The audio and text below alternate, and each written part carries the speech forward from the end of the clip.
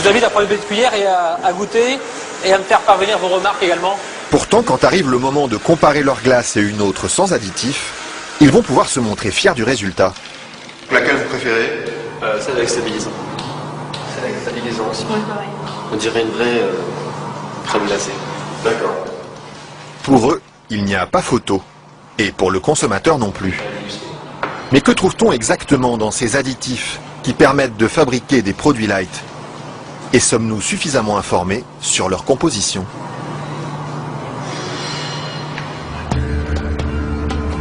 C'est à Vilvoorde, à quelques kilomètres de Bruxelles, que nous sommes allés chercher les réponses. Au bout de cette zone industrielle se cache une usine très discrète, filiale d'un des plus grands groupes chimiques européens. On y fabrique l'un des additifs les plus utilisés par l'industrie, le E441, plus couramment appelé gélatine. Et le responsable commercial de l'usine, Michel Vandenberg, n'est pas peu fier de nous montrer tout ce qu'on arrive à fabriquer avec son produit miracle. Alors je vais vous montrer quelques exemples des principales applications de la gélatine. On a naturellement le secteur alimentaire qui est l'application la plus importante au niveau mondial. Alors vous avez ici tous les produits gélifiés. Le premier marché pour lui, ce sont les bonbons. Mais on trouve aussi sa gélatine dans des gélules pharmaceutiques, des pellicules photo et même des shampoings. Dites-moi, il y en a partout de produits finalement. Ce serait pas mal qu'il y en ait partout. Mais pour ça, il faut produire toujours plus. Alors ici, l'usine tourne à plein régime. Et la fameuse gélatine de Michel Vandenberg, la voici qui sort, tout au bout de la chaîne.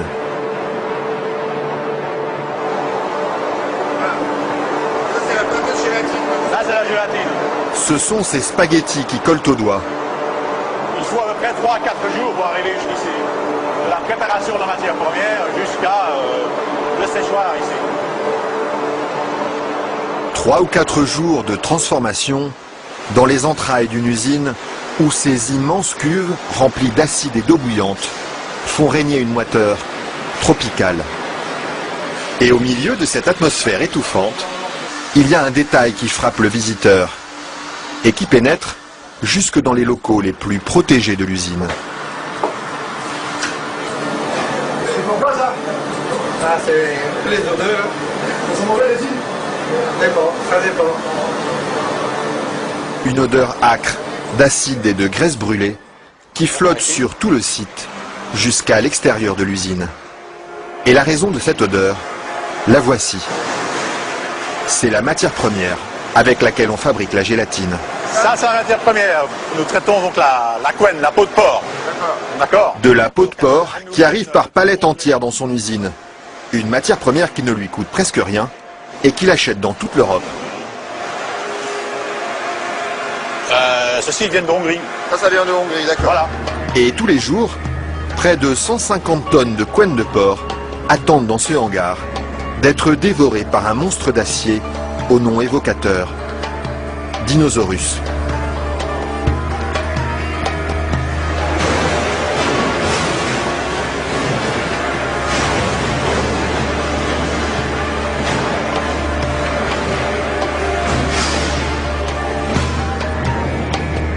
Grâce à cette matière première bon marché, Michel Vandenberg parvient à vendre sa gélatine à moins de 5 € le kilo.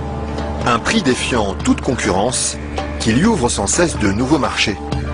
Et celui qui marche bien en ce moment, c'est justement le marché des produits light. Attendez, faut pas filmer ça à 1 minute. Mais voilà, ceci, qui est un beurre allégé, 40%. Alors un fromage frais, 0% matière grasse. Et chez lui, on trouve même les plus grandes marques. Grasse. En marque Danone, taille fine. Une mousse liégeoise de chez Auchan. Voilà, une mousse de la laitière. Alors un produit Weight Watcher, donc avec moins de matière grasse, donc pour stabiliser le produit, pour maintenir l'onctuosité du produit, on utilise la gélatine.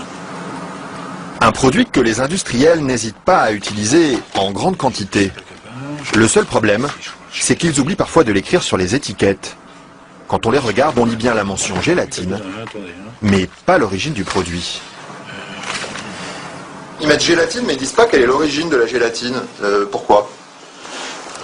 Ils n'assument pas que ce soit fait à partir de porc. C'est quoi le problème qu'ils ont avec ça?